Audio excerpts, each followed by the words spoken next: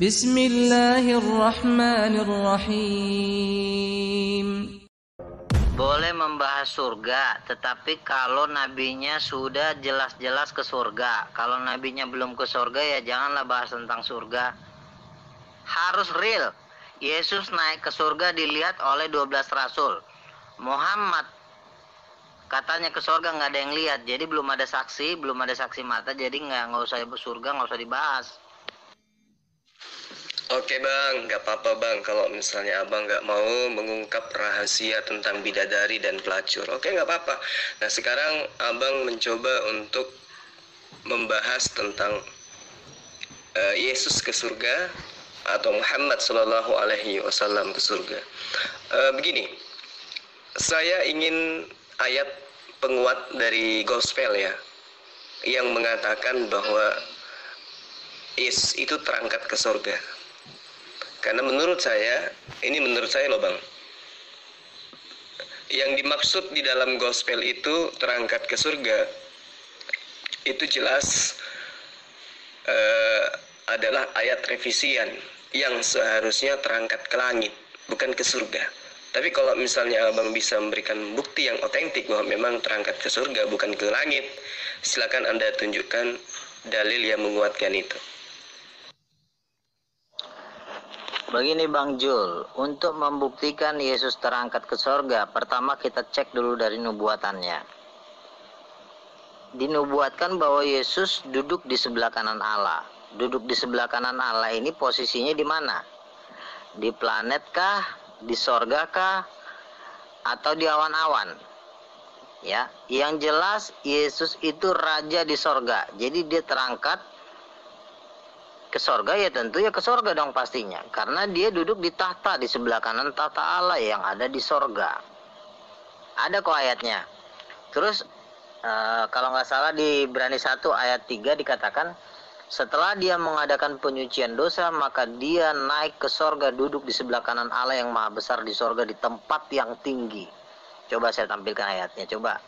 Nah, terus yang kedua, untuk membuktikan Yesus di sorga, Bang Jul harus cek kitab dari 12 murid Yesus. Tahu kan nama-nama 12 murid Yesus? Ada Petrus, ada Yakobus, ada Yohanes, ada Andreas, Simon, Yudas, Filipus. Nah, di antara yang 12 ini ada lagi yang disebut 3 soko guru. 3 soko guru ini artinya lebih tinggi dari 12 murid yang lainnya, yaitu Petrus, Yohanes, dan Yakobus. Karena yang melihat ketuhanan Yesus di Gunung Tabor ini cuma 3 murid ini. Makanya mereka disebut soko guru. Jadi di antara 12 murid ini masih ada 3 murid yang paling tertinggi. Jadi murid itu pun ada levelnya. Yang satu kelas soko guru, yaitu Petrus, Yohanes, Yakobus. Baru kelas 12 murid, yaitu termasuk Filipus, Andreas, dan lain-lain sebagainya. Baru termasuk lagi 70 murid. Nah, penulis 4 Injil, Markus, Lukas, ini bukan termasuk di 12 murid, apalagi termasuk di soko guru. Ini masih berada di level ketiga. Level pertama adalah soko guru, level kedua adalah 12 murid, level ketiga adalah 70 murid. Jadi penulis Injil, khususnya yang 3, Markus, Lukas, dan Matius, ini berada di level ketiga. Jadi Bang Jul harus cek ke kitab dari soko guru. Kitab soko guru itu ada 3, yaitu Petrus, Yohanes, Yakobus. Kitab Petrus ada, terus kitab Yohanes ada. Kitab Yohanes itu ada 4, ya, Injil Yohanes, terus yang kedua surat Yohanes 1-3, terus kitab Wahyu. Itulah kitab yang ditulis oleh Yohanes. Terus ada lagi kitab Petrus. Jadi Bang Jul harus cek semua kitab, semuanya, jangan ada yang lolos. Harus dikonfirm. Tidak bisa nyomot satu-satu ayat, nggak bisa. Seperti Yohanes pasal 1 ayat 1 adalah himne Plato, nggak bisa begitu. Itu kan satu ayat. Sementara kitabnya ada 12. Kitabnya banyak. Itu harus dikonfirm semuanya. Begitu loh. Nah, kalau cuma kita mencomot-comot Yohanes pasal 1 adalah bikinan kan masih ada kitab yang lain untuk memperkuat pernyataan-pernyataan siapa Yesus. Gitu loh. Nah, Yesus bangkit dari antara orang mati, ini sudah dikonfirm oleh 12 muridnya. Dikonfirm dalam surat-surat mereka.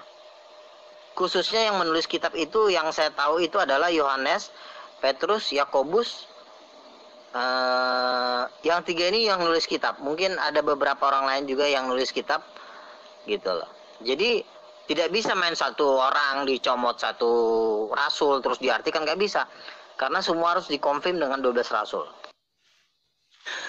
Baik Bang, yang Abang ceritakan ini kan pengabaran dari Paulus, ya kan? Paulus ini nabi atau bukan? Ada yang mengatakan nabi, ada yang mengatakan bukan, ya toh? Jadi pemberitaannya tidak bisa dijadikan sebagai dasar untuk menjadi acuan bahwa Yesus itu ke surga atau tidak ke surga. Gini loh Bang, saya lebih cenderung membahas tentang 4 kitab kanonik tentang Yesus ke surga atau tidak ke surga. Kalau Paulus mah itu kan kita tahu ya bahwa beliau itu bukan nabi dan tulisannya pun berdasarkan atas keinginan sendiri, bukan karena pewahyuan. Nah, di dalam Lukas baik itu ayat 51 sampai ayat 52 di Lukas 24 dan juga Markus 16 ayat 19 ayat 20. Memang di sana diceritakan Yesus terangkat ke surga. Ya. Tetapi yang menjadi pertanyaan kemudian adalah kenapa Matius dan juga Yohanes itu tidak mencatat kejadian tersebut. 2 Injil kanonik lainnya itu tidak membahas tentang sesuatu yang peristiwa, menurut saya ini adalah peristiwa yang sangat luar biasa. Ya, ini adalah peristiwa yang sangat penting kaitannya dengan tatanan iman umat Kristen. Yang memberitakan Yesus terangkat ke surga itu cuma Lukas dan Markus. Matius dan Yohanes itu kok nggak menceritakan hal ini. Ketika Lukas dengan bangganya mengatakan, ketika Yesus sedang memberkati mereka, Yesus terpisah dari mereka dan Yesus terangkat ke surga. Itu kata Lukas. Iya tak? Kata Markus, sesudah Tuhan Yesus berbicara dengan demikian kepada mereka, terangkatlah Tuhan Yesus ke surga, lalu duduk di sebelah kanan Allah. Ini pernyataan Markus dan juga pernyataan Lukas. Benarkah 2 orang ini melihat? Benarkah mereka ini adalah saksi? Benarkah mereka ini adalah murid Yesus? Jika demikian, kejadian yang terjadi yang dicatat oleh Lukas dan juga Markus, maka sudah pasti Yohanes dan Matius pun akan menceritakan hal yang sama. Sesudah Tuhan Yesus berbicara demikian kepada mereka, terangkatlah Yesus ke surga, lalu duduk di sebelah kanan Allah. Nah, Matius dan Yohanes itu tidak menulis itu, Bang. Tidak ada mengabarkan berita yang sangat luar biasa itu. Matius dan Yohanes pada saat itu kemana, Bang? Kok mereka nggak menceritakan ini? Itu gimana? Paulus itu kan sudah dilantik oleh 12 murid. Jadi Anda tidak bisa mengatakan itu adalah ajaran Paulus. Kan saya katakan bahwa Yesus bangkit dari antara orang mati itu yang menulis itu kan bukan cuma Paulus, tapi 12 murid Yesus. Ada 3 soko guru dan ada 12 murid yang lain. Jadi Anda tidak bisa mengatakan itu tulisan Paulus, tidak bisa. Karena 12 murid kitabnya juga memberikan kesaksian Yesus mati dan bangkit. Jadi Anda tidak bisa, mulai hari ini Anda nggak bisa lagi mengatakan itu ajaran Paulus. Karena ajaran Paulus dengan ajaran 12 rasul itu sama. Sama, saya sudah baca kitabnya. Iya, boleh jadi ajaran Paulus dan ajaran, jangan ke-12 Bang, karena cuma 4 kitab Injil yang Anda imani, kitab gospel. Ya, kitab yang lainnya itu kan tidak lolos pada saat konsili Nicea. Jadi jangan bilang 12 murid. Karena ya fakta yang ada cuma Lukas, Markus itu pun bukan murid Yesus kan, tidak masuk ke dalam daftar ke-12 murid. Matius dan Yohanes pun masih diragukan apa benar yang menulis kitab ini adalah mereka murid Yesus. Kan gitu. Oke, jadi Paulus dan juga muridnya Yesus ya, yang taruhlah penulis kitab kanonik itu sama-sama mengajarkan tentang Yesus. Oke, artinya pengabaran tentang Yesus itu bukan kita terima langsung dari Yesus, tetapi dari orang-orang ini. Nah, untuk itu kemudian adalah hal yang konyol ketika pemberitaan orang-orang ini kita anggap sebagai sebuah kebenaran sementara tidak ada cross check dari Yesus. Karena dasar pijakan sebagai pembawa berita dari Allah itu adalah Yesus. layaknya Rasulullah Muhammad SAW itu dari Allah, diterima dari Allah, kemudian Rasulullah Muhammad menyampaikan kepada sahabatnya. Jadi sinkron dia, ada memberi, ada menerima. Jadi ada sah terima surat tugas pemberitaan tentang pewahyuan.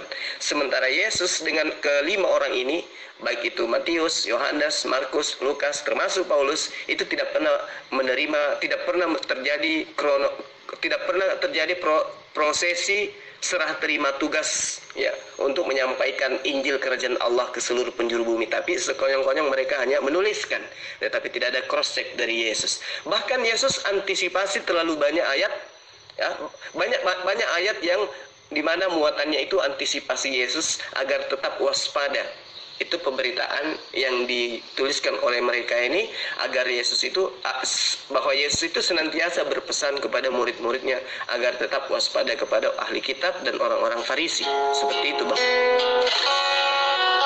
Oke, yang pada intinya Yesus tidak pernah menyerahkan tugas kepada Paulus, termasuk kepada Matius, Markus, dan juga Yohanes dan Matius tentang pemberitaan Injil Kerajaan Surga.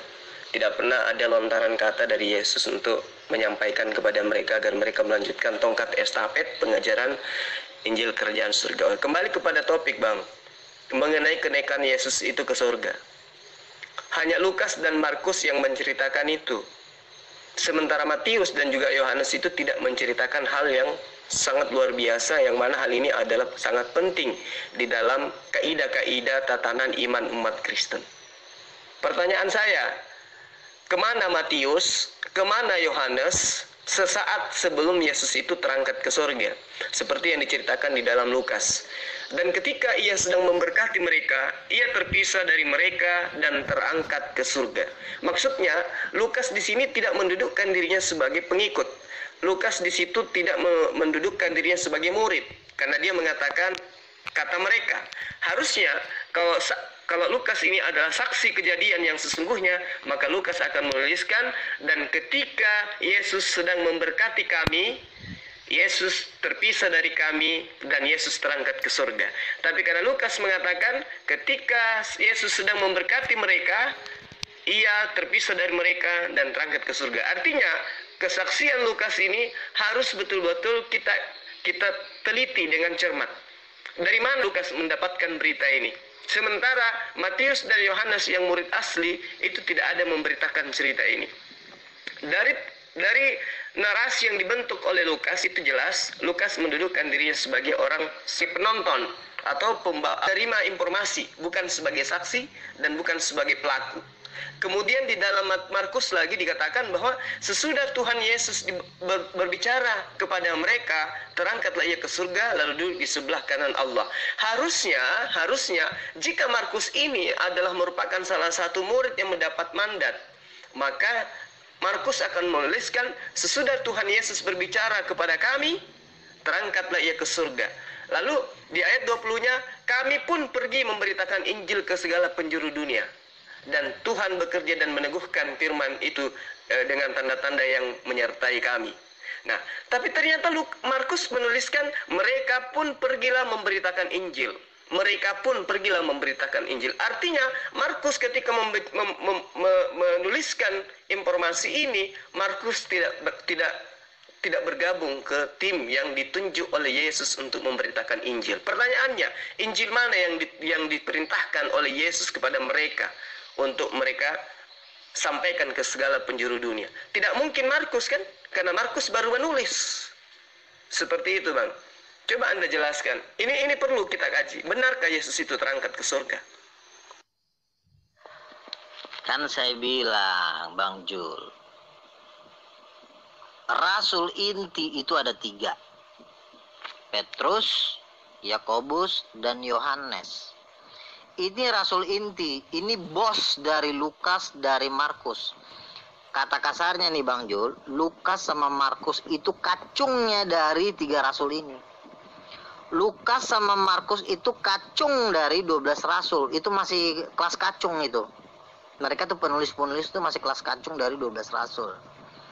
Jadi artinya begini, Yohanes tidak menulis Yesus naik ke sorga. Pertama begini, Bang. Ini kan mereka ini bagi-bagi tugas. Setiap orang punya talenta yang harus menjelaskan. Tetapi yang jadi pertanyaan adalah, apakah 12 murid Yesus mengakui Yesus naik ke surga? Mengakui. Dari mana kita tahu bahwa 12 murid Yesus ini mengakui? Bacalah kitab Petrus, bacalah kitab Yakobus, bacalah kitab Wahyu, dan bacalah surat 3 Yohanes. Tiga surat Yohanes ini mengatakan Yesus naik ke surga dan mereka melihat. Jadi kalaupun Lukas dan Markus ini Yohanes dan Matius ya tidak menulis, itu bukan berarti karena Yesus tidak naik, tapi karena mereka memang tugas mereka harus menceritakan hal-hal yang lain. Karena Yohanes pun di dalam kitab Wahyu juga melihat Yesus duduk sebagai anak domba disembah oleh semua makhluk. Yohanes itu siapa? Yohanes itu adalah bos dari rasul-rasul. 3 ini adalah bos dari rasul-rasul, yaitu Yohanes, Yakobus, dan Petrus. Justru Yohanes nulis ya bukan karena mereka ya kan tugasnya kan beda-beda. Ada yang nulis ya kan nggak mungkin lah semua harus nulis yang sama, iya kan? Ada semua tuh penulisan itu nggak harus copy paste, Pak. Itu menurut apa yang didorong Tuhan. Misalnya yang satu nulis Yesus naik ke sorga, mau rasul yang lain nggak perlu nulis lagi, tapi nulis bagian yang lain. Bagian yang ini kan yang perlu dicatat kan bukan hanya Yesus naik ke sorga. Karena itu dari Roh Kudus, maka Roh Kudus itu sudah tahu menjadi bagian-bagiannya. Oh, ini bagian kamu ya, ini bagian kamu ya. Yang pasti 12 murid Yesus di dalam kitabnya mengakui Yesus naik ke sorga dan mati dan bangkit. Itu adalah ajaran intinya. Jadi gini Bang, ya itu iman Abang kan, saya tidak persalahkan itu. Cuman kan kita ini berbicara netral ya.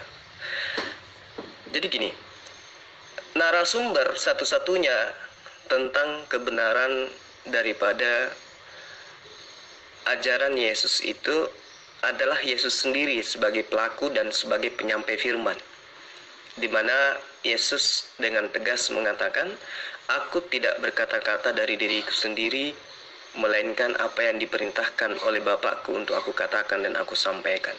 Itu tertuang di dalam Yohanes 12 ayat 49. Yesus loh yang konon dituhankan oleh Bang Luga.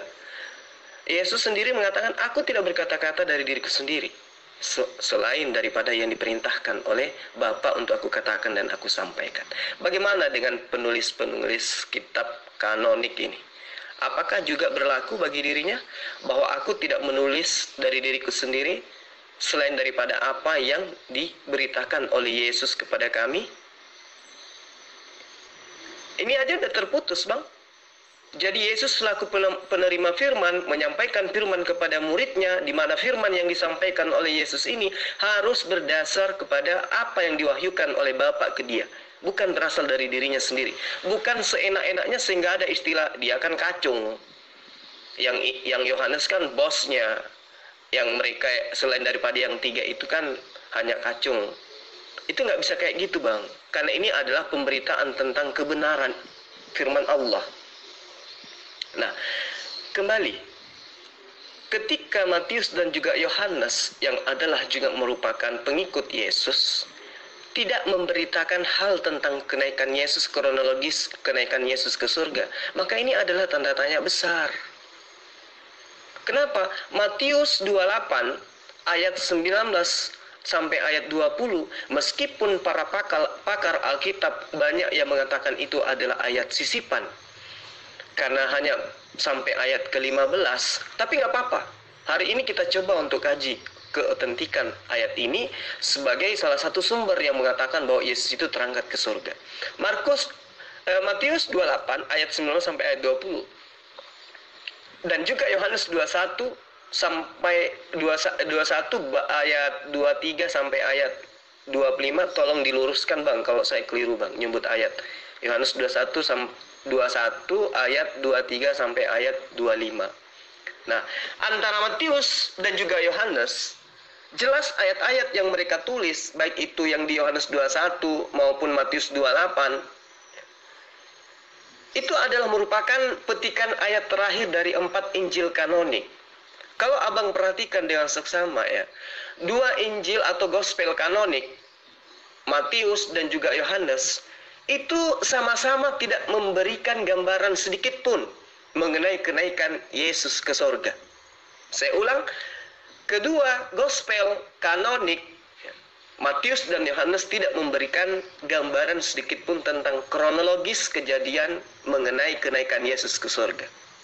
Karena itulah, hal yang harus dipertanyakan kemudian adalah bagaimana mungkin peristiwa kenaikan Yesus bisa luput dari pemberitaan yang Anda katakan sebagai dia adalah bos daripada para rasul tersebut. Jadi 2 Gospel kanonik ini tidak mencatat kejadian atau peristiwa kenaikan Yesus. Jika benar Yesus itu betul-betul naik ke surga, Bang, dan disaksikan oleh banyak orang, Bang, maka selain tercatat dalam 4 Gospel kanonik, seharusnya dan menurut saya karena ini adalah unsur kebenaran, maka wajib peristiwa ini tercatat dalam berbagai sumber sejarah. Tapi faktanya, jangankan para penulis sejarah independen atau netral, penulis gospel yang konon abang katakan sebagai big boss daripada para rasul, daripada murid ke-12, itu tidak mencatat kejadian ini. Jadi kitab suci umat Kristen sendiri masih belum yakin, bahkan tidak menyajikan berita simpang siur mengenai peristiwa kenaikan Yesus ke surga. Nah, ini yang perlu kita cermati dengan baik dan benar. Benarkah kejadian ini seperti apa yang diceritakan oleh Lukas dan juga Markus? Anda salah besar kalau Anda hanya mengatakan hanya 4 Injil yang diakuin dalam Konsili Nika. Anda terlalu sangat salah itu. 4 Injil yang ditulis dalam 4 Gospel itu adalah tulisan dari jemaatnya 12 rasul, ya. Anda seakan-akan lebih meninggikan tulisan 4 Injil itu dibanding dari tulisan Petrus. Padahal Yesus sudah mengatakan bahwa yang menjadi soko guru itu cuma 3 orang. Petrus, Yohanes, dan Yakobus. Bagaimana mungkin Anda tidak melibatkan Petrus dalam pemberitaan Injil? Justru Petrus itulah orang paling inti dari 4 Injil itu. Saya sangat tidak setuju Anda mengatakan bahwa hanya 4 Injil lah yang lolos dalam Konsili Nika. Itu sangat salah. Itu nggak ada urusannya. Justru penulis keempat Injil ini ya, kecuali Yohanes ya, ini adalah jemaat dari 12 rasul. Artinya Markus, Lukas, dan Matius itu pun menulis Injil atas persetujuan, atas stempel dari 12 rasul. Semua harus pakai laporan ke 12 rasul menulis Injil. Tidak boleh 12 Markus, Lukas, Yohanes ini menulis Injil tanpa sepengetahuan Petrus, Yakobus, dan Yohanes. Makanya ada kitab Yohanes, makanya ada kitab Petrus, makanya ada kitab Yakobus, karena mereka adalah dasar dan pondasi dari 4 Injil yang ditulis oleh Markus, Lukas, dan Matius. Gitu loh. Jadi Anda tidak bisa mengatakan bahwa 4 Injil itu lebih tinggi dari tulisan Petrus. Tidak bisa. Petrus itu lebih tinggi. Di antara 12 rasul itu yang lebih tinggi itu Petrus dan Yohanes. Dan Petrus dan Yohanes inilah yang menjadi acuan nomor 1 Anda, bukan Paulus. Karena Paulus pun yang melantik adalah Petrus dan Yohanes. Jadi kalau Anda mau menyerang Paulus, Anda wajib menyerang Petrus. Anda wajib menyerang Yohanes.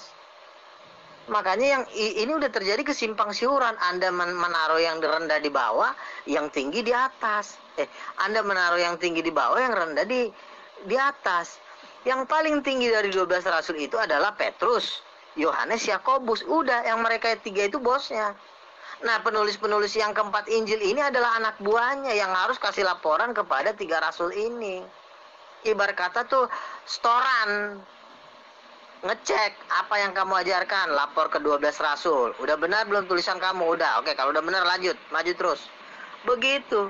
Makanya Anda harus baca kitab Petrus. Jadi sangat salah kalau Anda membuat acuan keempat kitab ini. Karena ada satu di situ tulisan Yohanes, maka tulisan Yohanes lah menjadi salah satu dasar dari keempat Injil ini, karena Yohanes itu adalah murid inti dari tiga soko guru, gitu loh. Yesus menyerahkan tugas itu pertama kepada 12 rasul. 12 rasul inilah yang melantik Paulus dan melantik Markus, kan Markus Lukas ini kan jemaat dari Petrus juga. Itu semua dikontrol oleh Petrus. Jadi Anda tidak bisa mengatakan, karena itu Markus, Lukas, Yohanes itu kan ibarat kata masih satu persekutuan, satu gereja dengan Petrus. Ya wajarlah dia menuliskan itu. Makanya tulisan mereka itu tidak bertentangan dengan tulisan Petrus. Ingat yang saya katakan, bahwa pemimpin dari jemaat itu adalah 12 rasul, khususnya Petrus dan Yohanes. Yang dua ini yang pentolannya. Jadi semua ini harus dikonfirmasi dengan dua pentolan ini. Kalau tidak sesuai dengan dua pentolan ini, maka kitab itu wajib dibuang. Jadi yang jadi ukuran utama itu adalah tulisan dari 12 murid. Kan ada kitabnya, kitab Petrus, Yohanes, dan Yakobus. Yang tiga itu aja. Petrus aja juga harus minta tanda tangan ketiga rasul ini. Oke Bang, terlepas dari apa yang Abang sampaikan itu, ya. Jadi saya hanya ingin mengatakan gini, Petrus itu yang kemudian disebut sebagai murid Yesus ya, Simon Petrus, berbeda dengan kitab Petrus. Petrus memang, si Simon Petrus ini memang murid Yesus.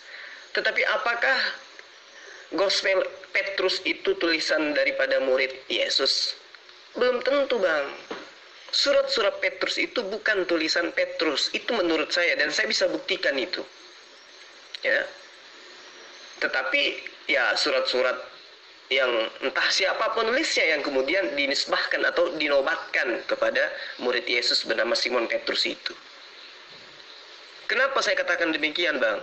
Ini kita lari sedikit ya ke Petrus ya, surat Petrus ya. Nanti kita kembali ke pembahasan tentang benarkah Yesus kembali naik ke surga. Petrus ini tidak mungkin mengkhianati Yesus, yang mana Yesus melarang keras kepada Petrus ya, untuk mengabarkan Injil kepada orang-orang non-Israel. Tidak mungkin Petrus itu mengkhianati Yesus, tidak mungkin. Ya, tidak mungkin. Sebagaimana yang sebaliknya justru sepenuhnya dilakukan oleh Paulus dan kru. Ya. Sekalipun misalnya sebagian orang Kristen awam ya akan membenturkan argumen saya ini dengan amanat agung Yesus berdasarkan catatan Matius 28 ayat 19. Ya, tetap saja itu tidak relevan. Kenapa? Petrus tentu lebih tahu bahwa ke-12 murid Yesus yang menjadi amanat agung justru adalah apa yang tercatat di dalam Matius 10 ayat 5. Itu yang perlu Abang Luga pahami dengan baik. Apa itu? Pelarangan Yesus kepada ke-12 murid Yesus untuk tidak keluar daripada orang-orang Yahudi, tidak keluar kepada non-Yahudi. Itu amanat agung Yesus. Matius 10 ayat 5 ayat 6. Yesus berpesan kepada ke-12 muridnya termasuk Petrus, janganlah engkau keluar ke bangsa lain, apalagi ke bangsa orang Samaria. Itu pasti Bang. Jadi Matius 28 ayat 19 untuk memberitakan keluar ke bangsa lain itu bertentangan dengan amanat Yesus di dalam Matius 10 ayat 5. Jadi jelas, pengarang Matius itu bukanlah Simon Petrus. Pengarang Petrus bukanlah murid Yesus. Itu yang pertama. Kedua, dalam kehidupan nyata yang menurut sejarah, Paulus dan Petrus bukan merupakan sahabat. Itu yang perlu Abang pahami. Sebaliknya, ya, Paulus itu sebagaimana dengan murid yang ke-12 lainnya justru berseteru antara Yesus dan mereka ini, si murid-murid ini, termasuk Petrus. Kenapa saya katakan berseteru? Coba Anda lihat di Galatia 2 bab 6 ayat 7 ayat 9. Dan juga Galatia 2 ayat 11 dan ayat 14. Di situ sangat jelas dinyatakan murid-murid Yesus bertentangan, berselisih paham dengan Paulus itu sendiri. Bahkan murid-murid Yesus dibantai, bukan? Nah, bagaimana mungkin Petrus akan mengajarkan sebuah ajaran yang seirama dengan ajaran Paulus? Nggak mungkin. Karena Petrus mendapatkan amanat agung dari Yesus sesuai yang ada di dalam Matius 10 ayat 5. Kamu Petrus jangan keluar ke bangsa lain. Itu. Jadi tidak mungkin Petrus kemudian yang menuliskan Gospel Petrus mengajarkan tentang Yesus bahwa dia itu adalah Tuhan. Tidak mungkin. Tidak mungkin itu. Jadi gini Bang, meskipun otoritas tertinggi gereja-gereja di dunia ya, bahwa kejadian antara Petrus dan juga Paulus dan juga murid-murid ini disembunyikan atau ditutupi rapat-rapat, tetapi tidak bisa merubah kenyataan bahwa berabad-abad umat Kristen awam sebetulnya telah dibodohi oleh Paulus. Mohon maaf, saya harus bilang kayak gitu. Kenapa? Karena Petrus atau kitab Petrus itu tidak beda orang itu. Kitab Petrus itu tidak ditulis oleh murid Yesus bernama Simon Petrus, itu tidak. Coba kita lihat 1 Petrus 1:3-5. Terpujilah Tuhan dan Bapa Tuhan kita Yesus Kristus. Mustahil Simon Petrus mengatakan begitu, mustahil. Karena Yesus tidak pernah mengajarkan kepada ke-12 muridnya kalau dia itu adalah Bapa Tuhan kita, yaitu Yesus Kristus. Tidak mungkin. Coba Anda lihat, bagaimana mungkin seorang murid Yesus yang mendapatkan amanat agung untuk tidak mengajarkan ajaran Injil keluar bangsa Yahudi, mengajarkan kemudian justru berani mengatakan Yesus itu adalah Tuhan. Tidak mungkin.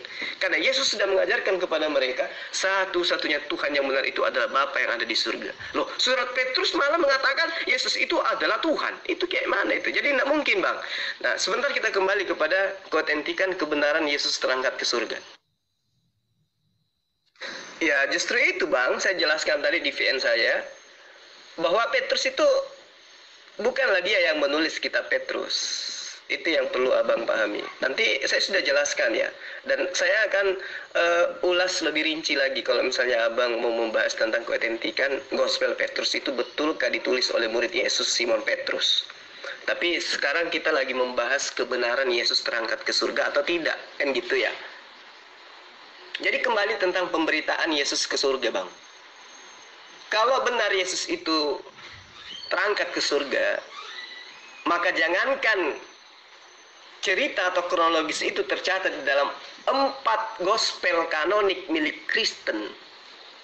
Wajib peristiwa ini tercatat dalam berbagai sumber sejarah. Wajib, nggak bisa tidak. Tapi faktanya sesuai yang saya katakan tadi, jangankan penulis sejarah independen atau yang netral, penulis gospel yang konon katanya adalah kitab suci umat Kristen sendiri masih belum yakin Bang. Bahkan menyajikan berita yang simpang siur mengenai peristiwa Yesus naik ke surga ini. Nah, jika demikian, maka tentu saja peristiwa kenaikan Yesus ke surga patut dipertanyakan kebenarannya. Kenapa hanya Markus dan Lukas saja yang mencatatnya? Kenapa Matius dan Yohanes tidak mencatatnya? Tidakkah secara logika ya, kita pun pantas dapat memposisikan keempat gospel kanon ini menjadi 2 lawan 2 Bang. Yohanes, Matius tidak mencatat, Markus dan Lukas mencatat. Nah, disinilah letak daripada kesalahan yang didiamkan selama ini tentang kebanggaan Yesus terangkat ke surga, Yesus terangkat ke surga. Tapi benarkah kejadian itu? Jadi adanya kontradiksi periwayatan gospel mengenai kenaikan Yesus itu sangat memungkinkan bahwa apa yang digombang-gambirkan oleh orang Kristen bahwa Yesus itu terangkat ke surga itu adalah sifatnya hoax. Jadi jelas Bang, setelah kita mengetahui ya, setelah saya paparkan bahwa kenaikan Yesus hanya dicatat oleh 2 gospel kanonik, sekarang saya mengajak Bang Luga ini, Luga Tambunan, untuk mencermati sampai di mana keakuratan informasi dari karangan-karangan Lukas dan juga Markus yang menceritakan kenaikan Yesus ke surga. Karena saya melihat, Bang, dengan kacamata critical text dan juga history, nampaknya kedua gospel ini saling berbeda pandang mengenai kenaikan Yesus ke surga. Jadi selain mereka hanya berdua yang memberitakan Yesus naik ke surga, kronologis Yesus naik ke surga, ternyata masing-masing pemberitaan mereka pun saling jambak-jambakan. Kita akan buktikan.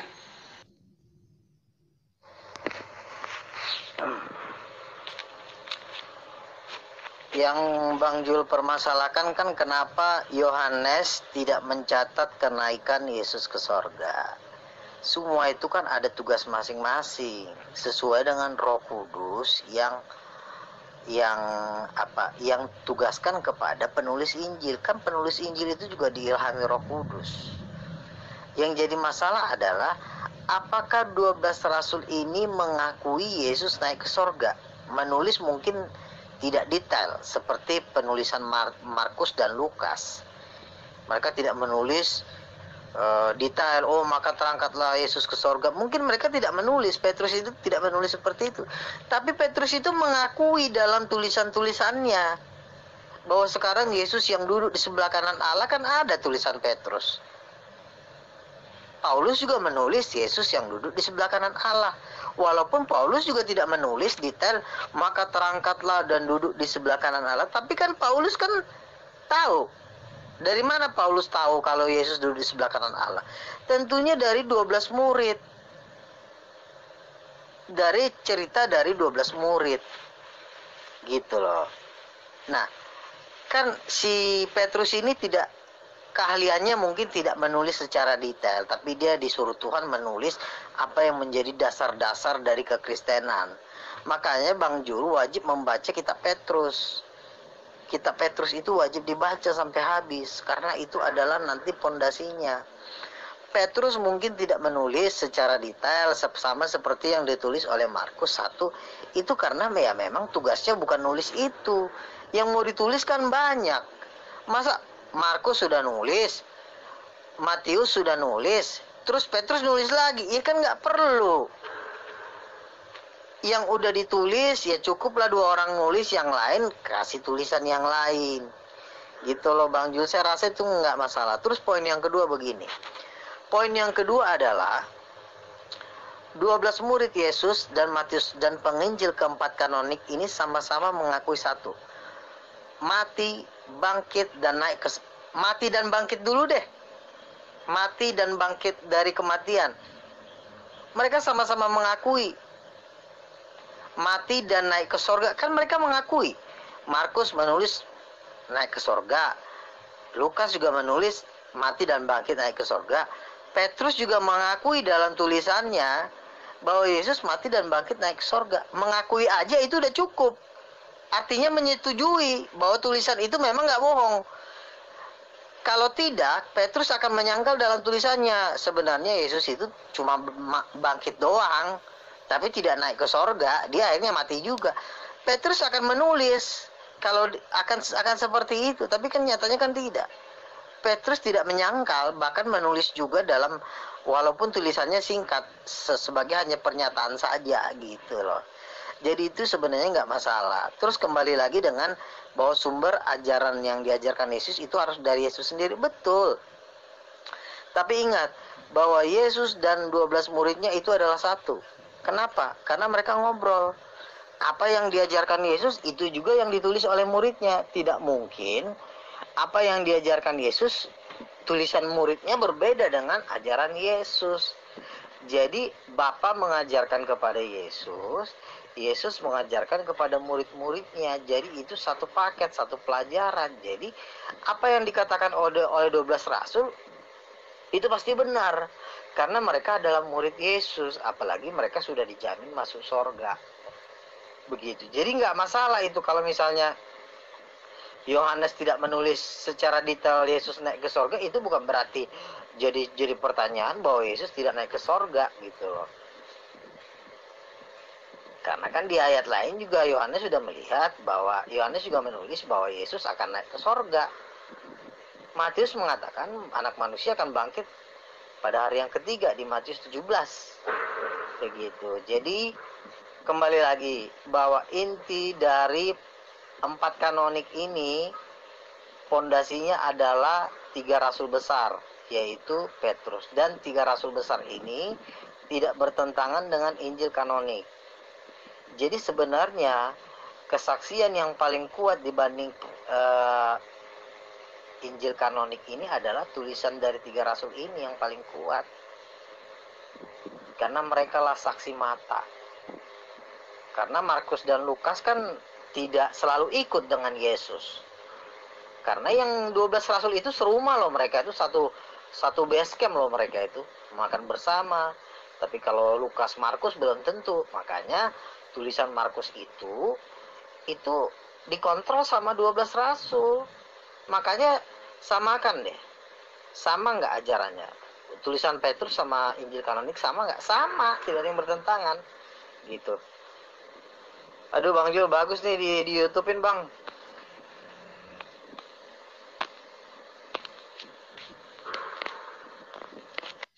Ya, justru itu Bang, saya jelaskan tadi di VN saya, bahwa Petrus itu bukanlah dia yang menulis kitab Petrus. Itu yang perlu Abang pahami. Nanti saya sudah jelaskan ya.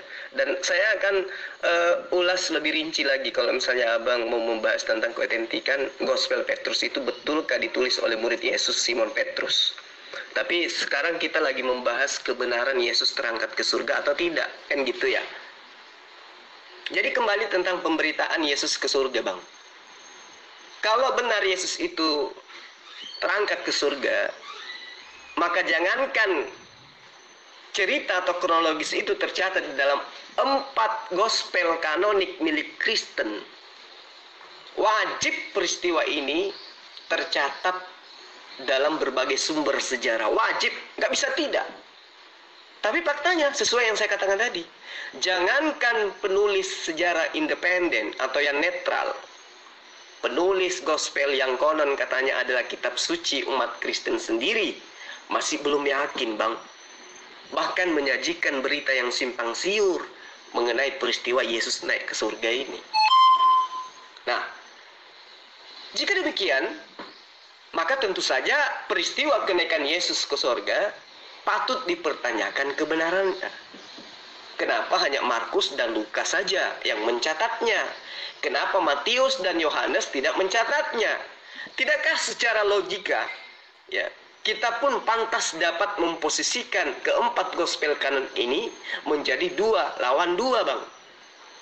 Yohanes, Matius tidak mencatat, Markus dan Lukas mencatat. Nah disinilah letak daripada kesalahan yang didiamkan selama ini tentang kebanggaan Yesus terangkat ke surga, Yesus terangkat ke surga. Tapi benarkah kejadian itu? Jadi adanya kontradiksi periwayatan gospel mengenai kenaikan Yesus itu sangat memungkinkan bahwa apa yang digombar-gambirkan oleh orang Kristen bahwa Yesus itu terangkat ke surga itu adalah sifatnya hoax. Jadi jelas Bang, setelah kita mengetahui ya, setelah saya paparkan bahwa kenaikan Yesus hanya dicatat oleh 2 gospel kanonik, sekarang saya mengajak Bang Luga Tambunan untuk mencermati sampai di mana keakuratan informasi dari karangan-karangan Lukas dan juga Markus yang menceritakan kenaikan Yesus ke surga. Karena saya melihat Bang, dengan kacamata critical text dan juga history, nampaknya kedua gospel ini saling berbeda pandang mengenai kenaikan Yesus ke surga. Jadi selain mereka hanya berdua yang memberitakan Yesus naik ke surga, kronologis Yesus naik ke surga, ternyata masing-masing pemberitaan mereka pun saling jambak-jambakan. Kita akan buktikan.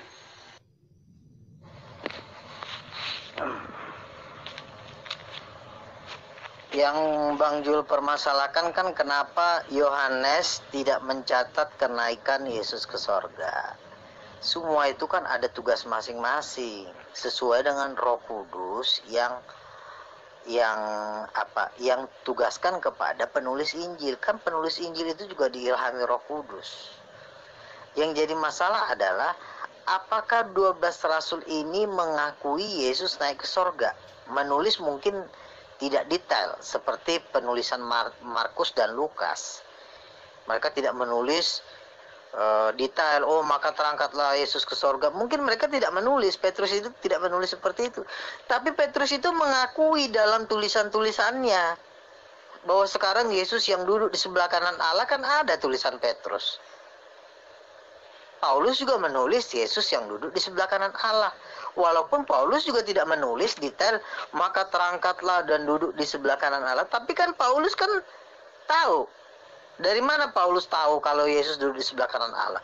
Tentunya dari 12 murid. Dari cerita dari 12 murid. Gitu loh. Nah, kan si Petrus ini tidak, keahliannya mungkin tidak menulis secara detail, tapi dia disuruh Tuhan menulis apa yang menjadi dasar-dasar dari kekristenan. Makanya Bang Jul wajib membaca kitab Petrus. Kitab Petrus itu wajib dibaca sampai habis, karena itu adalah nanti pondasinya. Petrus mungkin tidak menulis secara detail sama seperti yang ditulis oleh Markus 1. Itu karena ya memang tugasnya bukan nulis itu.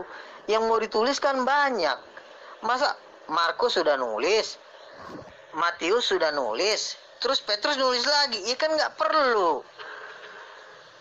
Yang udah ditulis ya cukuplah 2 orang nulis, yang lain kasih tulisan yang lain. Gitu loh Bang Jul, saya rasa itu nggak masalah. Terus poin yang kedua begini. Poin yang kedua adalah 12 murid Yesus dan Matius dan penginjil keempat kanonik ini sama-sama mengakui satu. Mati, bangkit, dan naik ke... Mati dan bangkit dulu deh. Mati dan bangkit dari kematian. Mereka sama-sama mengakui. Mati dan naik ke sorga, kan mereka mengakui. Markus menulis naik ke sorga. Lukas juga menulis mati dan bangkit naik ke sorga. Petrus juga mengakui dalam tulisannya bahwa Yesus mati dan bangkit naik ke sorga. Mengakui aja itu udah cukup. Artinya menyetujui bahwa tulisan itu memang nggak bohong.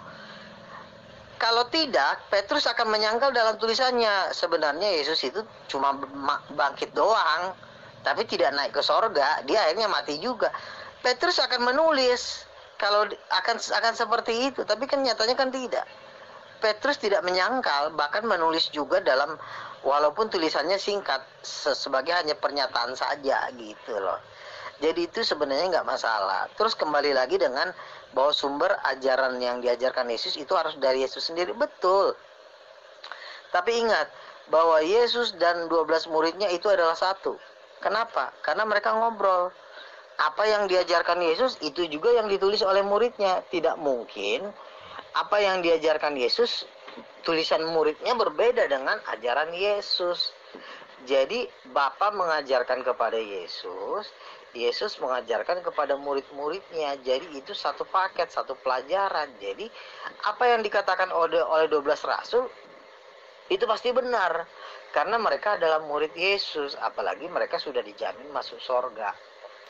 Begitu. Jadi nggak masalah itu kalau misalnya Yohanes tidak menulis secara detail Yesus naik ke sorga. Itu bukan berarti jadi pertanyaan bahwa Yesus tidak naik ke sorga gitu loh. Karena kan di ayat lain juga Yohanes sudah melihat bahwa Yohanes juga menulis bahwa Yesus akan naik ke sorga. Matius mengatakan anak manusia akan bangkit pada hari yang ketiga di Matius 17. Begitu. Jadi kembali lagi bahwa inti dari 4 kanonik ini fondasinya adalah 3 rasul besar, yaitu Petrus. Dan 3 rasul besar ini tidak bertentangan dengan Injil kanonik. Jadi sebenarnya kesaksian yang paling kuat dibanding Injil kanonik ini adalah tulisan dari 3 rasul ini yang paling kuat. Karena mereka lah saksi mata. Karena Markus dan Lukas kan tidak selalu ikut dengan Yesus. Karena yang 12 rasul itu serumah loh, mereka itu satu base camp loh, mereka itu makan bersama. Tapi kalau Lukas, Markus belum tentu. Makanya tulisan Markus itu itu dikontrol sama 12 rasul. Makanya samakan deh. Sama nggak ajarannya? Tulisan Petrus sama Injil kanonik sama nggak? Sama, tidak ada yang bertentangan. Gitu. Aduh Bang Jo, bagus nih di YouTube-in Bang.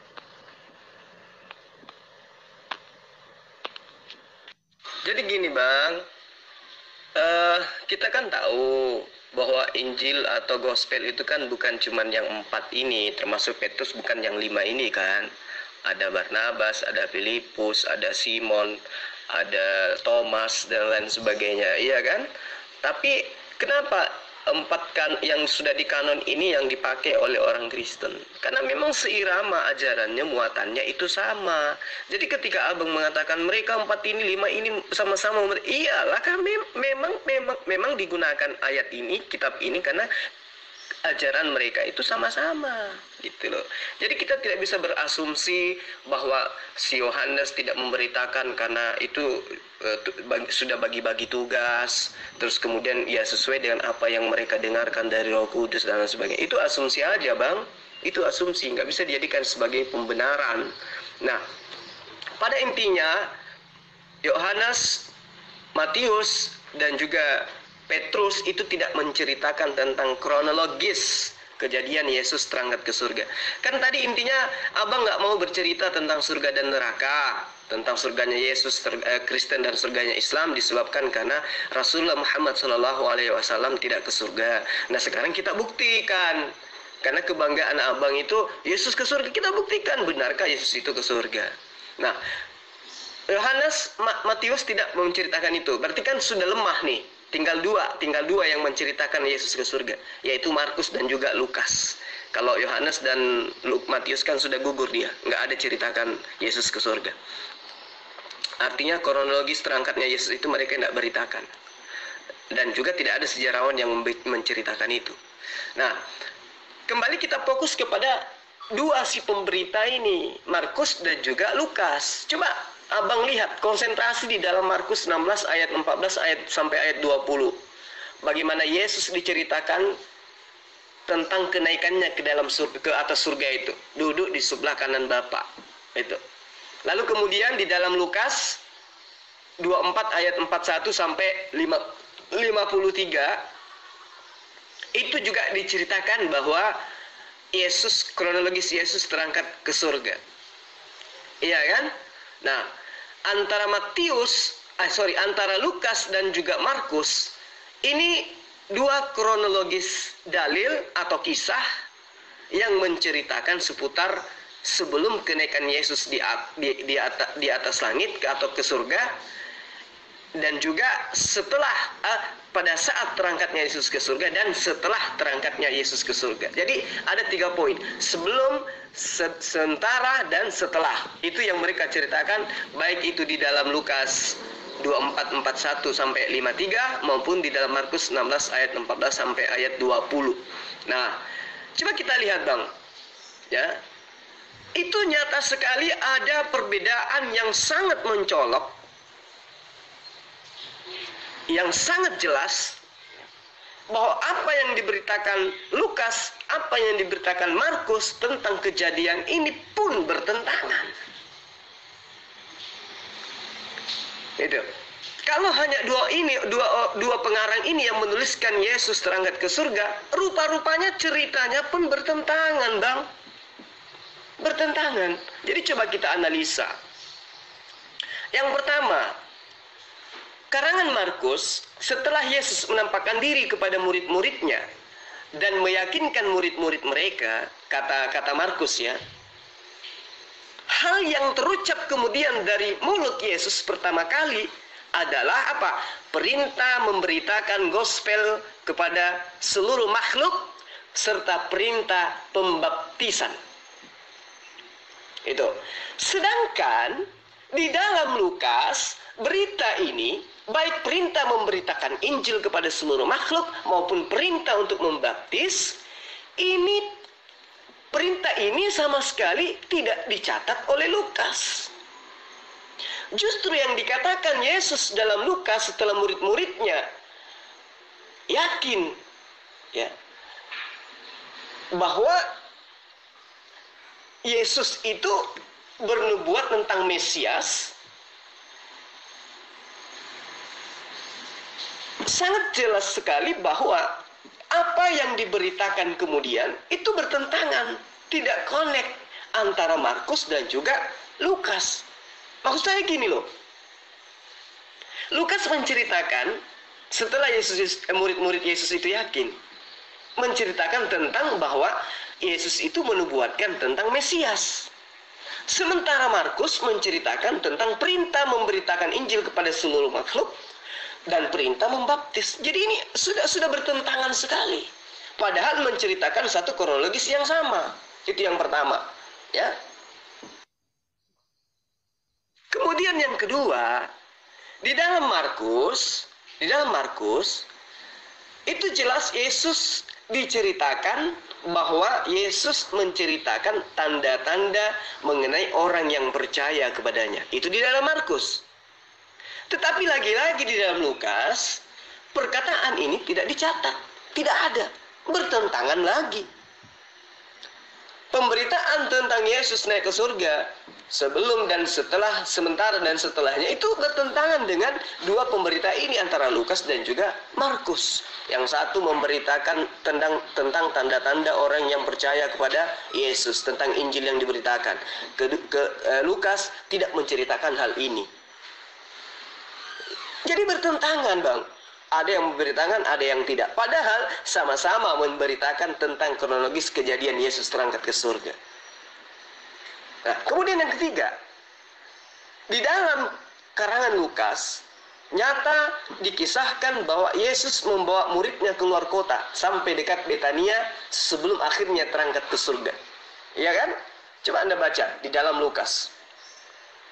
Yesus membawa muridnya ke Betania sesaat sebelum Yesus itu terangkat ke surga. Sedangkan di dalam Markus, Bang, tidak dikatakan bahwa murid-murid ini dibawa ke dekat Betania. Tapi apa yang tertulis di dalam Markus, justru setelah Yesus berbicara dengan muridnya, Yesus langsung terangkat ke surga. Dan secara spesifik tidak diceritakan lokasi di mana peristiwa itu terjadi. Jadi perbedaan, pertentangan yang dipertontonkan oleh kedua pengarang yang mengatakan Yesus terangkat ke surga itu nyata, Bang.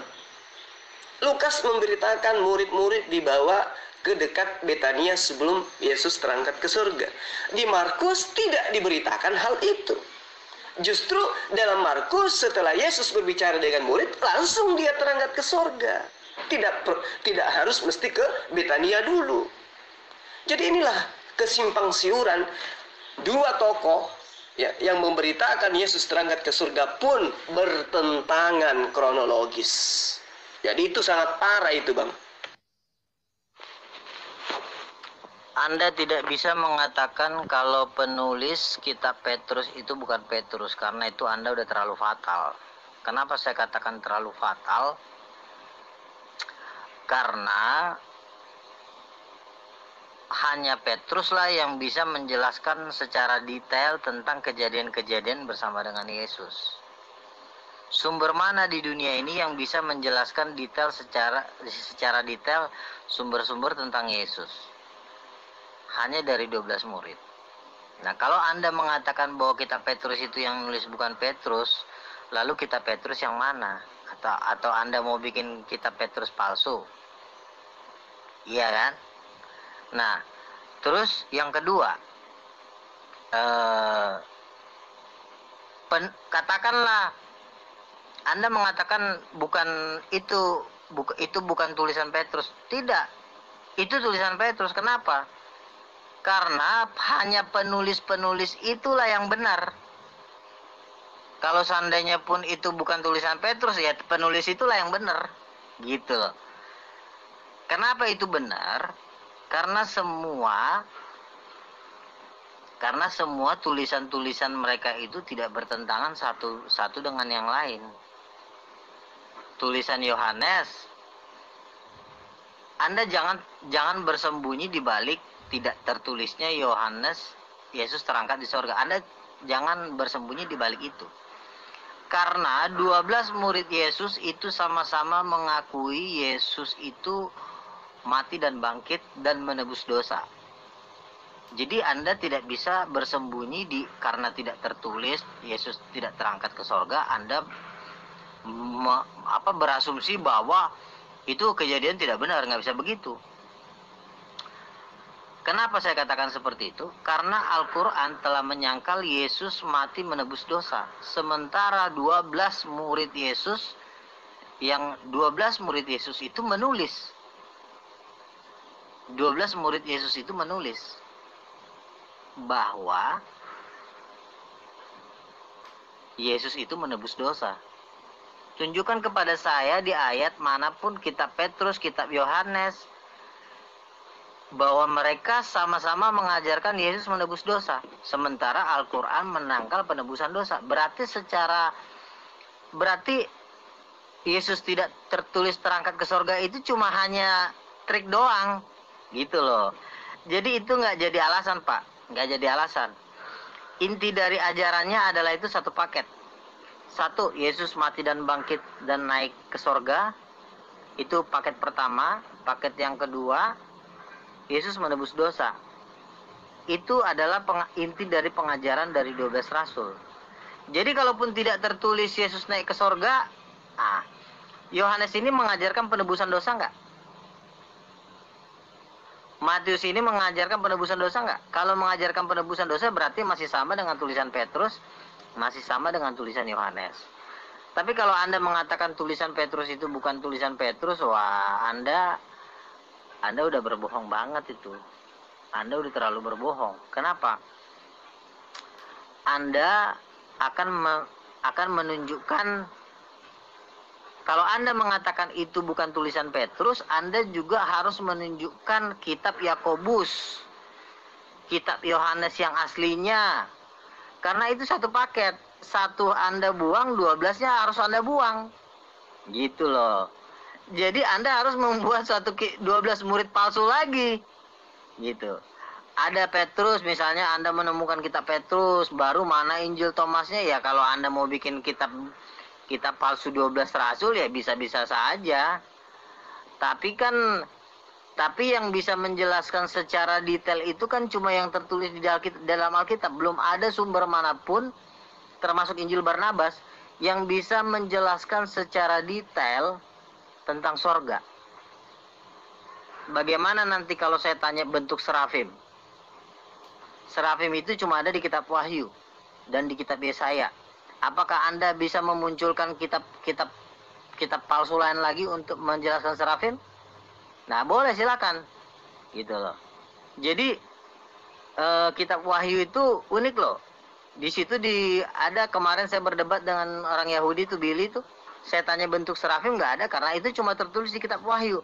Nah, kalau nanti saya tanya kepada Anda bentuk serafim, sementara yang nulis bentuk serafim itu cuma satu murid Yesus, yaitu Yohanes. Nah, apakah Anda bisa menampilkan bukti kitab lain yang menunjukkan bentuk serafim? Tidak ada. Jadi saya sangat percaya bahwa kitab Petrus itu ditulis oleh Petrus, dan kitab Yohanes, kitab Wahyu itu ditulis oleh Rasul Yesus, dan itu adalah kebenaran yang tidak bisa dibantahkan. Kalau mau bantah silakan. Nanti saya akan tanya bentuk serafim seperti apa, karena bentuk serafim cuma ditulis ada di 2 kitab di dalam Alkitab, yaitu di kitab Yesaya dan kitab Wahyu. Nah, kalau Anda saya tanya nanti bentuk serafim Anda nggak tahu, berarti Anda udah KO. Gitu. Jadi membuktikan bahwa kitab 12 murid Yesus itu adalah kitab yang terlengkap, kitab yang tidak terkalahkan. Kalau mau dibantah silakan. Nih Bang Zul dimasukin di YouTube ya. Jadi gini Bang, sedikit saya tanggapi tentang kitab Petrus ini ya. Penulis kitab Petrus itu mengidentifikasikan dirinya sebagai Petrus, ya kan? Sehingga memang kalau kita tidak cermat mengkaji daripada kitab Petrus ini, baik penulisnya ataupun sejarah penulisannya, maka tentu orang-orang itu akan percaya sepenuhnya bahwa itu memang adalah tulisan Petrus. Jadi murid Yesus yang juga dikenal sebagai Simon Petrus itu jelas dikatakan oleh banyak sarjana-sarjana Alkitab modern, Bang. Banyak sarjana-sarjana teolog yang sangat-sangat yakin bahwa apa yang ada di dalam tulisan-tulisan kitab Petrus itu bukanlah merupakan surat-surat yang sebenarnya ditulis oleh orang yang menggunakan nama bukan tulisan orang yang Yesus menyebut dengan sebutan Simon atau Petrus atau Simon Petrus, tetapi adalah sebuah catatan orang lain yang kemudian menggunakan nama Petrus gitu loh. Kenapa saya pribadi mengatakan demikian? Karena setelah saya mengkaji kitab ini, itu memang isinya jelas penuh dengan ide-ide dan gaya penulisan Paulus. Itu. Sementara Yesus dan Paulus kan kita tahu bertentangan pengajaran. Sementara Petrus adalah murid yang taat kepada Yesus, maka tentu Petrus akan lebih memilih pengajaran Yesus. Nah, amanat agung Yesus kepada Petrus, janganlah engkau keluar ke bangsa lain. Jadi tidak mungkin Petrus yang menerima amanat dari gurunya itu kemudian membuat catatan-catatan mengajarkan ke non-Yahudi tentang sesuatu yang justru sifatnya bernuansa pagan. Tidak mungkin. Lalu kemudian menurut analisa saya, Paulus itu kan sudah lebih dulu melakukan penginjilan di daerah-daerah kemana surat-surat Paulus itu tujukan.